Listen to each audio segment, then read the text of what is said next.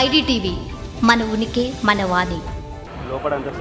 ఈరోజు మరి 135వ జయంతి సందర్భంగా మరి అంబేద్కర్ జయంతి సందర్భంగా ఈరోజు మేము ఎమ్మెల్సీ కవితక్కతో పాటు మరి తెలంగాణ ఉద్యమంలో పాల్గొన్న ప్రతి ఒక్క కార్యకర్తతో పాటు ఈరోజు మేము ఇక్కడికి వచ్చేయడం జరిగింది.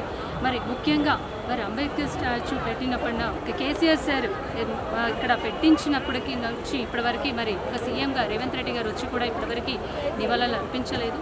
సో ఈ విషయంలో మరి ఎందుకు ఈ విధంగా చేయడం జరుగుతుంది, ఎస్సీ కులగణ వర్గానికి కూడా మరి డెవలప్మెంట్స్ ఏవైతే ఆయన మాట ఇచ్చారో దాని విషయంలో కూడా మరి పరిగణనలోకి తీసుకోవాలి. అయ్యేంతవరకు మేము ఉద్యమం మేము కొనసాగిస్తామన్న విషయంలో మరి ఎస్ పంపించలేదు. బట్ అయినా సరే మరి అందరూ సమానమే మన అంబేద్కర్ సార్ దగ్గర కాబట్టి ఈ విధంగా నినాదం మరి జై భీమ్ అనుకుంటూ ఈరోజు మేమందరం కూడా మరి పంపించినప్పటికి కూడా మేము తోసుకొని వెళ్ళడం మా హక్కు కాబట్టి మేము వెళ్ళడము, అక్కడ మరి నివాళులు అర్పించడం చేయడం జరిగింది.